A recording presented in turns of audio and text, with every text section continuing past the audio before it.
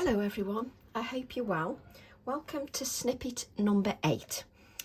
So we've got our 4 by 6 inch piece of white card, smooth card, and what I want you to do is score at every ½ inch.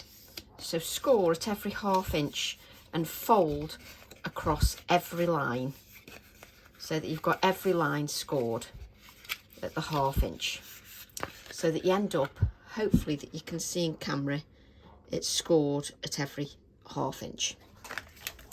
What I want you to do then is grab one of your old ink pads. I'm using Vintage Photo. It doesn't matter which old ink pad you use, but if you use an older one that you've used quite a bit, it just makes the technique a little bit easier, because you can just tilt your ink pad a little bit and lightly glide it across your card, moving your ink pad in a different place each time so that you catch a different area of the card. So just go over catching a different area of the card. So just keep adding that, just a little touch to your card.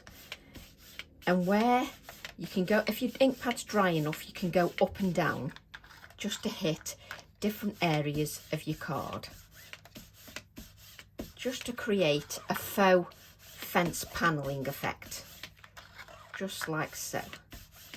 Now it hits different areas each time, which is exactly what you want. Let me just wipe up. You could mop up this extra ink just onto another piece of card as you've got more time than me. So what you've got then is a faux sort of fence kind of look, and you could even add some little knots to your fence if you wish. So this is what you've got. Okay, then I'm going to take stamp set Ornithology stamp set 900, which I should have had on an acrylic block, which I didn't. So I'm just going to take that. I'm going to take our stamp and we're going to ink that up with our black ink. Or are we going to do black ink? Should I do something a bit different? Where's the... You shouldn't be looking for ink pads now, Tracy. What I'm going to do is use my brown, which is Pine Cone VersaFine Clair. If you haven't got a brown VersaFine Clair, then use your Distress Oxide. But just remember, the Distress Oxide isn't a permanent ink and it's reactive to water unless you use the Distress glaze over it. But I'm going to use a permanent ink pad and I'm using Pine Cone. And what I'm going to do is take my kitchen roll and I'm just going to dab just across the edges, just to remove some of that ink, just from the edges, just so it looks like it actually fades out. And what I'm going to do is just add that to the left hand side ish of my card, so it's sort of more towards the left hand side. And I've used that Pine Cone ink because it looks rather nice. I think it'll look rather nice against the faux panelling effect. So just allow your ink to sit on there, whether you're using black, brown, whatever ink you're using, just make sure that you allow that ink to have time to sit on there. Even when you're only doing a snippet that I'm only allowed 15 minutes for, you still need to make sure that that ink is absorbed on there. Now look at there. Doesn't that look fab? I absolutely love it. Absolutely love that and the way it's come out. So just take your time when you're adding that. And then what I want you to do is just blot that just with a little bit of card, just so that you don't get in a mess, because these raised areas will have that oxide ink on. What we're going to do then is just take our Alstroemeria, which is this flower here, stamp set 903, and I've cut one out which I've coloured, and I coloured mine with Ecoline pens.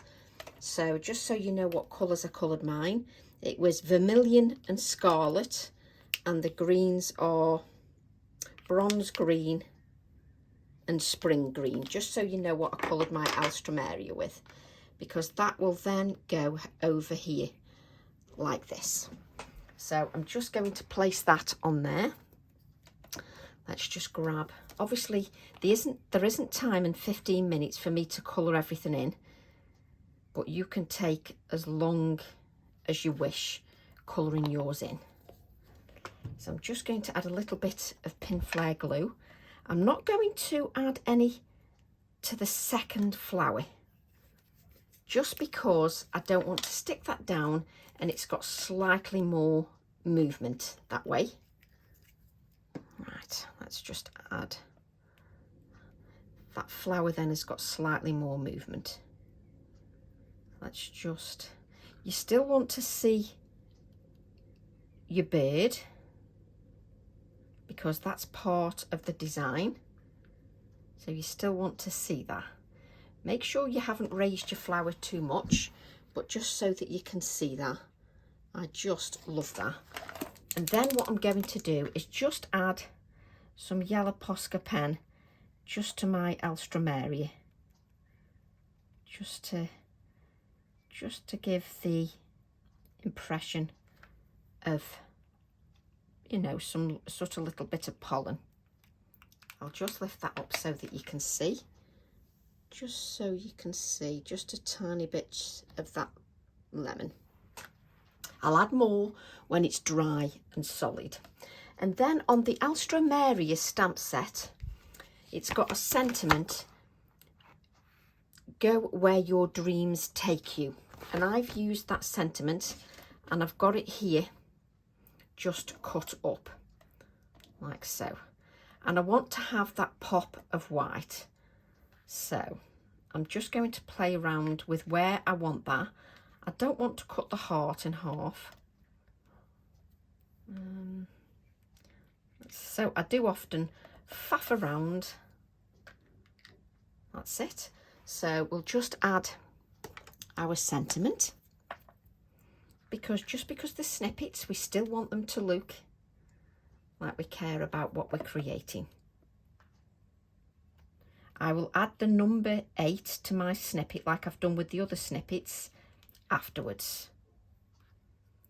Now my card, obviously, because I've bent it to create those creases, you just need to make sure that adhesive just sticks.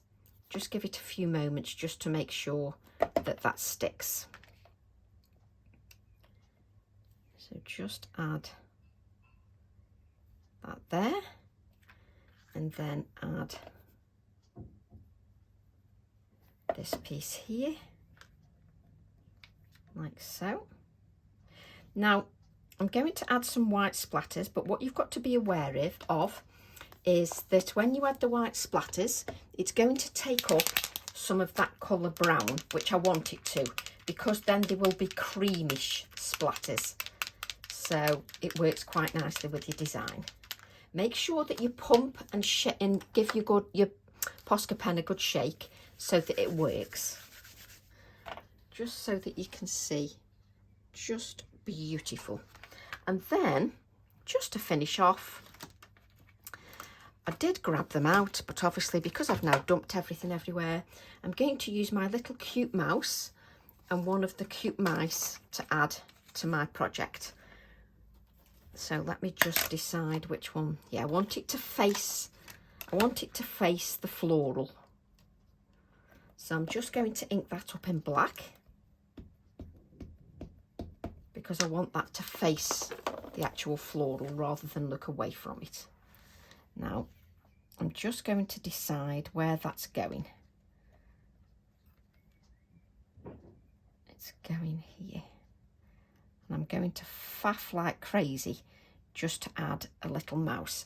Now, if you find that your acrylic block wobbles, just add the other mouse, the other side of your acrylic block, just to prevent any of that wobbling, with it being just such a tiny stamp. allow that ink just to absorb into your card. I don't want to lose that mouse, so I have to put him somewhere safe. And then, where am I? I think I've got, did I have a bit of brown on this? Nobody knows. So just grab a little bit of brown ink, a little touch of the brown ink, and I'm just going to add a little bit of shading just under my mouse, and then just take a gel pen, just add a little touch of white here and there. Let's grab our snippet book. So I'll add the number, which will be number 8. Here is snippet number 7 that's not stuck in yet. So snippet number 7 will have the 7 there. And let's just add snippet number 8. Let me just move snippet number 7 out the way so you can see this and appreciate what you've done. So that will be stuck in there with a number 8 on the right hand side, just like these snippets. So that is your snippet number 8. Add a few more little yellow dots once the ink is fully dry.